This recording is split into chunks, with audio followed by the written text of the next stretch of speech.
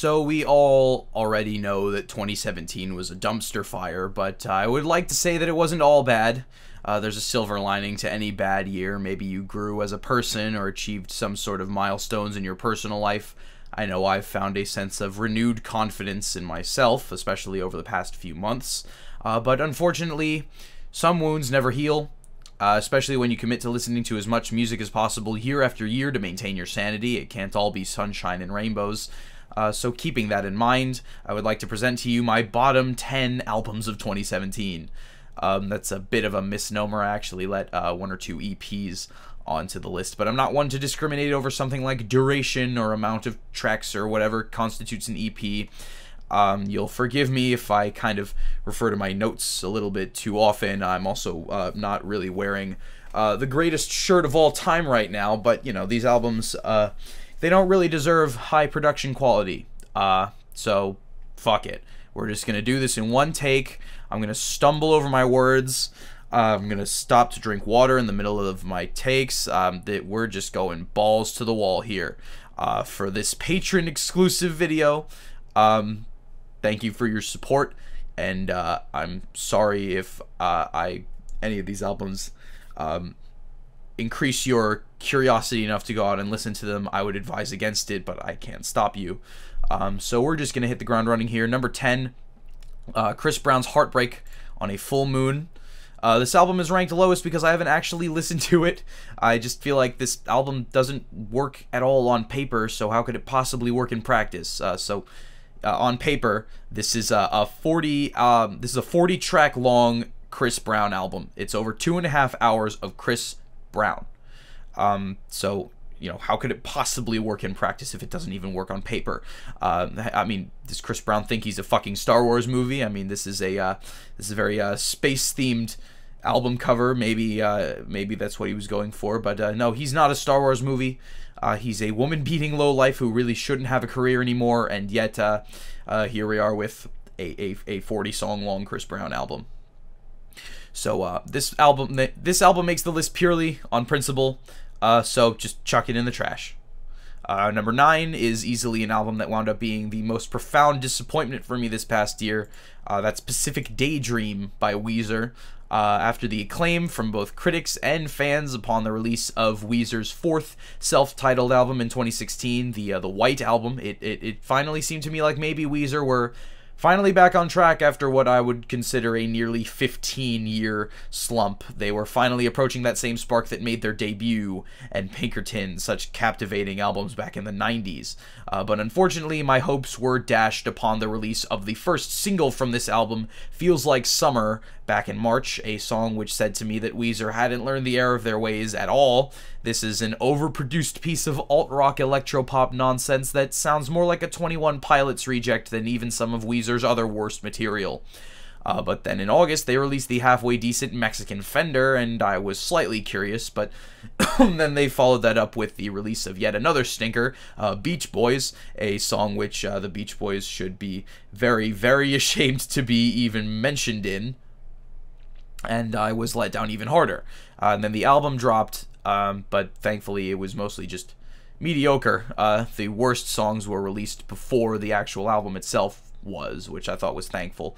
But that doesn't really change the fact that even at its best, Pacific Daydream isn't even in the same class as Weezer's most lukewarm material like the Green Album or Maladroit. This is no Ratitude, of course, it's not on that tier of garbage, but I get a feeling like this will wind up being mentioned among Weezer fans in the same breath as an album like Make Believe. So, now to switch gears slightly, at number 8 is actually a two-way tie between two synthwave albums that's just so happen to be made by a fucking Nazi, Zurius's Future Fash and Right Wing Youth. So, you'd think that me being the staunch lefty that I am, these albums would be higher on the list, but truth be told, the biggest sin that Zurius commits isn't even that they make music which promotes a hateful ideology, it's that they make incredibly fucking boring music which promotes a hateful ideology. So there's the kicker. Take any song from one of these albums and strip the artist and song tags off of it, and all you'd be left with is some vaguely retro-sounding house beats that sound like I should be watching a PC building montage on top of them. no disrespect to PC builders and tech YouTubers, I just think they need to find better background music. But at least with other fascist music, you get some lyrics about how the white race will reclaim Mother Europe or some other badass shit like that. But these songs are pretty much entirely instrumental. So all you really have to go off of is song titles like Death to Traitors, White Awake, Fight for Western Civilization, Team White, or my personal favorite, Wheat Fields. Like... Is this supposed to be the music which really convinces me to hear out alt-right arguments like, oh, you know, they make new but retro but new electronic music. Surely they'll have insightful things to say about the globalist conspiracy to destroy the West or whatever. I mean, but you know, I don't really think that's gonna happen. It's not. This isn't really doing it for me. You'll need to come up with something better for me to really fucking Nazis. Number 7 is an album which is now a year old. It came out in the first week of January. So I think by the end of the year, a lot of people had forgotten about it, but I'm an elephant and I never forget. Pink Guy's Pink Season. I'm not going to sit here and act like this album's over-the-top bigotry and gross-out humor offended my sensibilities or anything. I spent way too many of my formative years enjoying that sort of edgy, lowbrow humor for it to ever really get to me on that kind of level. My main issue here is really just in the execution. It was inevitable, really, I think, from the time Joji started releasing Pink Guy songs that there would be an album or two, and while I understand that the Filthy Frank show's appeal partially came from its DIY, kind of lo-fi production quality, that doesn't really translate well into a purely audio experience. The first Pink Guy album was marred by inconsistencies in its style, production quality, and brow of humor. It's more or less a compilation of songs from various Filthy Frank videos without any consideration for how they might flow together as an album. But, you know, you could use the old excuse that it's only shit, ironically, but shit music is still shitty music regardless of its regardless of its comedic intent.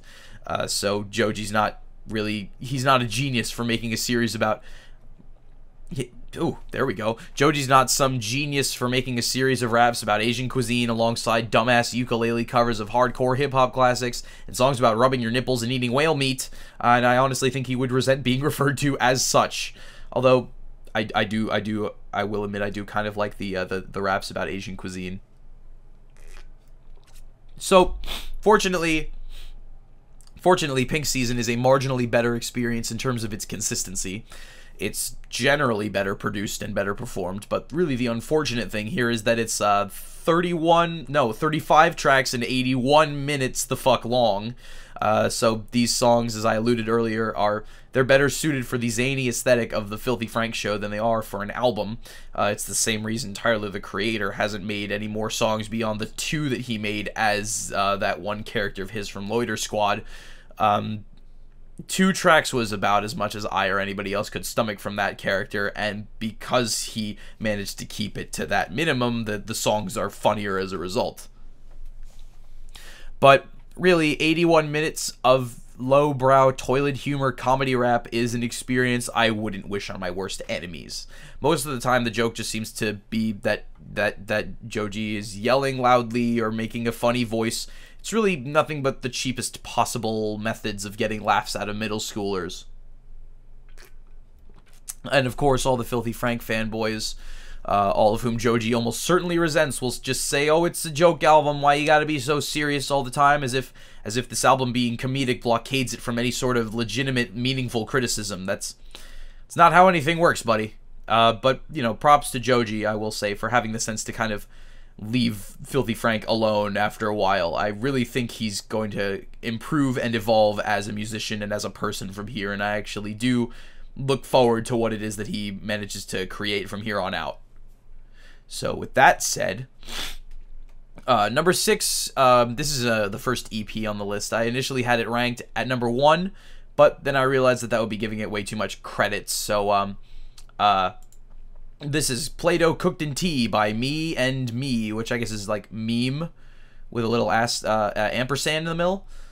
So that's very funny. 10 out of 10. What we have here is an incredibly low-effort shitpost. This is 7 tracks ranging from 30 to 50 seconds long, all of which are called My Wife Died number 1 through 7. And if you can't tell, this is a riff on A Crow Looked at Me by Mount Eerie, one of the best albums of last year.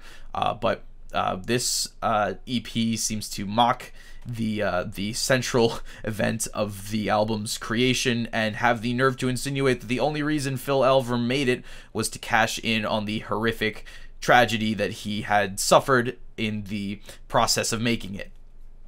So, you know, musically speaking, there's really no skill involved here. These songs all sound like they were recorded as voice memos on an iPhone 4 on an out-of-tune electric guitar, which isn't even plugged into an amplifier. He didn't even have the foresight to actually amplify the guitar, which requires you to amplify it in order for it to be heard by anybody. But you know, no, I guess I can't be too mad at it. The EP, this is really probably funny only to people who still post on B and make "Did you just assume my gender" jokes at their high school cafeteria table. You know, it really makes me think about back when I was a pubescent teenager with no sympathy for anyone or anything at any time and any place. And, you know, don't even bother. Why would you even listen to this? Number 5... Number 5 is an album from a band that continues to amaze me with their sheer lack of self-awareness. This is Star Mourner, the newest album from Ghost Bath. So if you follow me on Rate Your Music, you know I really do actually enjoy this whole black gaze genre. It's really been kind of a hot topic among metal people, and a lot of them don't really seem to like it, but that's because they're very guarded about their art, and they never want it to change for anything or any reason ever. They don't want the music to evolve, but, you know, I'm personally really sold on it. I think that combination of black metal with shoegaze and some post-rock, it can really be intriguing and captivating if you do it right. But here is the exact wrong way to do it. So this is a you'll want to take notes. There's a couple of steps to this process. First of all, you'll want to be a band from North Dakota, but pretend you're from China for the purpose of appearing exotic or mysterious, because ooh, East Asia. Put out a record with a title that bears more than a fleeting similarity to another popular black metal album from the past few years, and fill this record up with boring chord progressions, anemic song structures, and goofy-ass shrieked vocals with no actual lyrics because you're too cool for those. So, you know, safe to say, Moon Lover rubbed me in the exact way I didn't need to be rubbed. You know, generally, albums with such a divided response as this, I generally come away from them being like, oh, it's not that bad. Everybody's just kind of making a big fuss about it. But this just did not do it for me at all. I had heard all I needed to, put it in the past, but unfortunately my morbid curiosity got the best of me upon the release of the follow-up album, Star Mourner. They really haven't moved on from that theme of ripping off Deaf Heaven. So, you know, suffice to say, this album has all the same problems that Moon Lover did and more.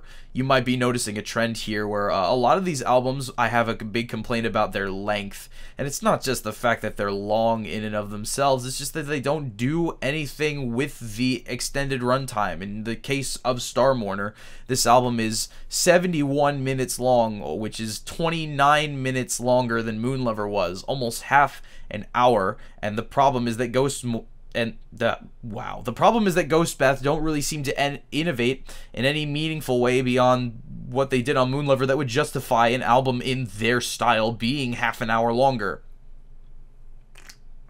If anything, it just feels more tedious and meandering as a result of its increased runtime, and it was so insultingly uneventful, I tapped out around track 6 or track 7 or something like that. I think, for me, it's safe to say that this band's 15 minutes of fame have completely run out, and I will not be visiting their music again in the future. So, number 4, you already know, Hobson, No Shame. It's no real secret that I'm not the biggest fan of Hobson. I just think he's corny and conceited and possibly one of the least charismatic rappers of any era. But on No Shame, he continues to make the same incredibly poor decisions that have plagued his music up until now.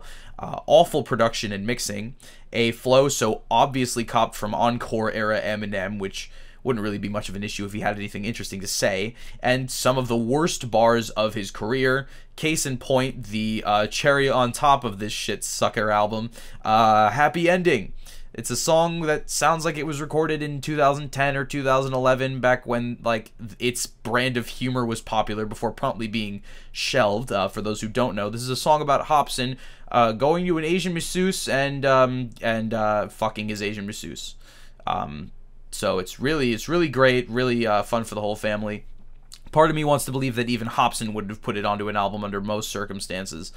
You know, maybe he lost a bet, maybe he was just forced to unleash it onto the world after he lost some sort of bet, or maybe he really did think that a hook sung entirely in an equally racist and sexist caricature of a voice was such comedic gold that we needed to experience it, but no, we really didn't. No one needs to experience a song about Hobson getting fucked by an Asian masseuse. And, you know, despite the existence of tracks like All Your Faults, which is a god-awful song in almost every respect, Happy Ending just stands as one of the worst hip-hop tracks of the decade. Whatever halfway decent moments may have found their way onto No Shame, you know, maybe parts of Witch Doctor or The Purge or tracks like that, they're undercut by the experience that is Happy Ending, alongside tons of other racist and sexist songs that make their way onto this album, and verses and all that sort of stuff. I mean, for me, Happy Ending, and really kind of No Shame in general, it's a failure which, you know, it's as dense as a neutron star that explodes into a black hole, and then hopefully it pulls itself and Hobson's career into it to disappear forever until the inevitable heat death of the universe. So, you know, Hobson's No Shame, that's what I think. But it does get worse. There are 3 more spots. Number 3 is the Brain EP, I'm Brain. This is Lil Dicky rapping as his own brain. While no single song on here matches the awfulness of Happy Ending, the overall listening experience of this EP really gives No Shame a run for its money, which is really something when you consider how much shorter it is. Lil Dicky is barely tolerable when he's rapping as himself, but listening to him rap as his own brain with this goofy voice he uses, it's really a new low in terms of lack of self-awareness. At least he's merciful enough to provide at least one verse just as Lil Dicky and not Brain on every track. But even when he does, or particularly I should say, when he does employ this brain voice, it gets really painful really quick. You know, at least with Pink Season, every once in a while there's a halfway decent piece of wordplay or a joke here and there that's actually decently funny, but with I'm Brain, not a single punchline on this album or on this EP lands at all, and it just feels like a waste of time as a result. You know, even the feature from the game just couldn't pull it out of the water enough for me to not include it on this list. But, you know, if we're talking absolute worst of hip hop, which you know, this list has been a little bit hip hop centric, which I guess is to be expected. It's currently the most popular music genre in America, and it's really at the forefront of things that are in vogue right now in terms of like popular music. But you know, every once in a while people come around and they blow up. You have no idea how it happened. So at number 2, this is the most try-hard, edgy-ass shit I've come across this year. You may already know who it is. It's your boy, XXXTentacion, with his new album, 17. This is an album in which hip-hop's answer to Shadow the Hedgehog, XXXTentacion, tries to convince us that he's a profound and multi-dimensional person with a lot of really serious issues. There are a lot of explicit references on this album to depression and isolation and lost love, among other dark subject matters, and I don't want to undermine any sort of emotional strife that X may very well have gone through in his life. I mean, you know, to all of us, it happens in varying degrees, but for me, the main issue here is that it's pretty hard to become invested in whatever world X is trying to build with this album when we know what he's gotten up to outside of his music, mainly the whole thing where he beat his pregnant girlfriend within inches of her life, and so as a result of X literally being a criminal, 17 comes off as more of a pity party than anything else. So musically, in terms of song structure, first of all, these songs are incredibly lackluster. They tend to plateau after about a minute and then peter out before they can even begin. At best, we get tracks like Jocelyn Flores, where the beat is kind of cool and moody, and there's a decent hook and then kind of okay rap verse, but then it's over. Like, the song doesn't really know how to wrap up. You get emo folk cuts like Revenge that can't really seem to get more than just a 4-bar melody off the ground. And at the very worst, you get tracks like Orlando, where X offers up this really wimpy sung vocal performance over a crappy digital grand piano sound. So this variety of musical palettes might be interesting in some respect. I mean, it is rare that SoundCloud rappers can offer up such a wide array of styles, but they don't really connect with one another at any point. And really, beyond the melodramatic emo bullshit that this album so disingenuously offers its listeners, it's barely an album. It's only 22 minutes long. And I mean, it really doesn't really have a whole lot to do with that runtime. I mean, I've heard plenty of great albums that were 22 minutes or even less, but, you know, it really has everything to do with its pacing and its flow as a series of songs in order. It would barely even work as a SoundCloud playlist, let alone XXXTentacion's debut album. And, you know, suffice to say, I'm probably not going to be listening to anything that X releases from this point on, not only because it just doesn't interest me, but also just because I don't want to support the art of somebody who has gotten up to the sort of things that he has in his life. And it really just makes me wonder what the fuck Kendrick Lamar was thinking when he co-signed on this. So before we get to number one, let's just get this out of the way. You'll look at my Google tabs. So before we get to number one, let me tell you a story here. So if you're familiar at all with black metal, you're probably aware that there's a tendency among certain bands and figures in the genre towards some very right-wing beliefs. On the one hand, you have people from some of the most important bands of the early scene who have said some pretty heinous things about gay people and people of color, and you know, you even have some people that actually are murderers, but their music was never really concerned with things that were overtly political, at least not in any sort of obvious way. But then on the other hand, you have black metal bands that are a lot more openly far-right, bands in the National Socialist black metal scene, for instance, that make politics, and really awful politics for that matter, a core part of their identity. And on yet another hand, because you're Goro in this scenario, you have alt-right black metal, of which I can only find one example at the time of recording this. In terms of alt-right music, we're a very long way from Zurius. This is black metal against communism. Every time I see that album art, oh my god. This is Black Metal Against Communism, the debut album from Fate Lancer, a one-man black metal project spearheaded by a man known simply as Troy. So, this is the worst album of 2017. No other album from this past year falls so completely flat on its face in terms of its execution.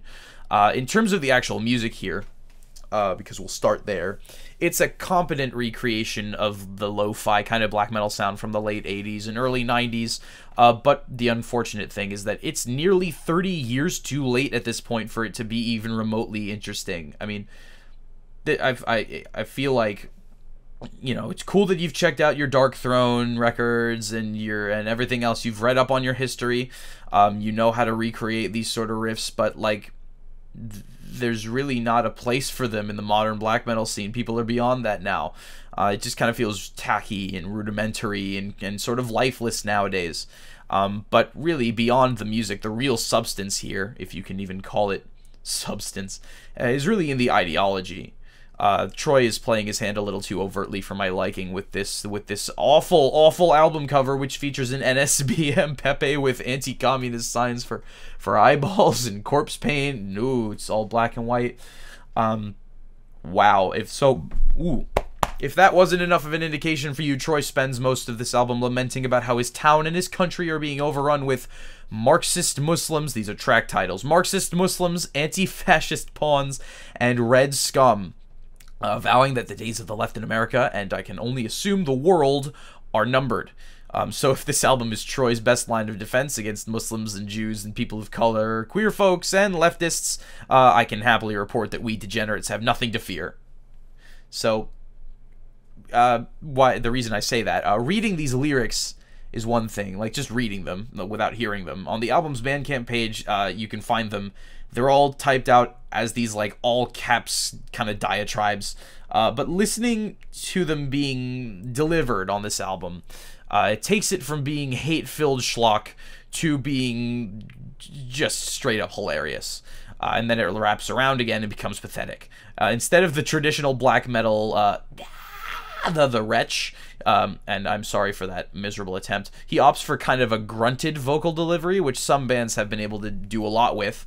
I think of bands like Krallice as having eschewed the black metal wretch in a really interesting way, but here his grunts sort of sound like a Muppet. Like, they're just that. So the fact that he sounds like a Muppet, and he's saying all these really hateful things about Muslims and communists and Jews, these things combined, it just makes Troy sound like he's throwing a temper tantrum. I mean, it's just like, it's laughable. And what's even more funny is that you can tell he really believes he's out there fighting for some sort of noble cause, but what he doesn't realize is that everyone who knows better just thinks that he and people like him are ridiculous. And by people who know better, I just mean everybody who isn't a fucking neo-Nazi. I mean, you know, ever since Richard Spencer got punched last year, that happened like a year ago. How the time flies. But ever since he got punched, the alt-right and politicians they support have been falling further and further out of favor with the general public. Even many alt-righters themselves have started to realize that being openly supportive of white nationalist politics in public forums isn't really doing them any favors in the long run. And yet here's Troy. Here's Troy LARPing as a figurehead of a new political movement, which in reality doesn't have anything new to say. Like, we get it.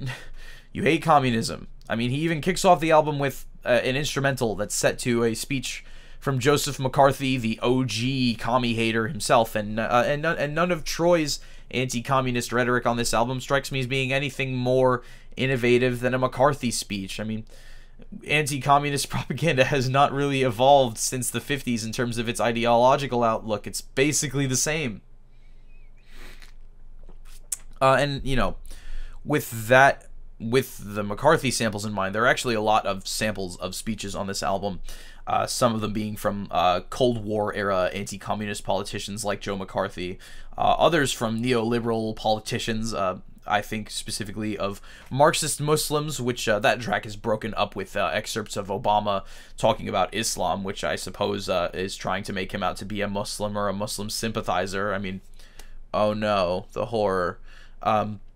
Almost none of these samples do anything to aid in this album's flow or even expand its political themes in any meaningful way. It just mostly just feels like a padding device.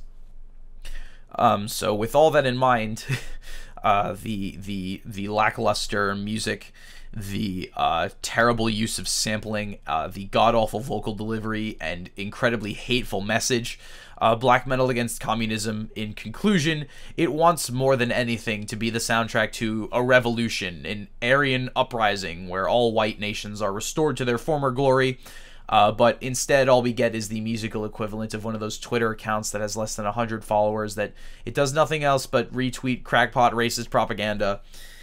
Then every once in a while you tweet something vaguely leftist, like, hey, maybe we shouldn't be treating minorities like they're not people. You get a reply from them, they're like, oh, you're a race traitor, cuck, faggot, whatever. Those Twitter accounts, much like this album, are utterly insignificant, completely incompetent, and contain no grasp on the basic facts of our world. Black Metal Against Communism, this is an album as hilarious as it is pathetic. Throw it in the trash, along with the rest of 2017. So that's the list. We're all done now. So this was a Patreon exclusive video, like I said, so if you're watching this, thank you for your support.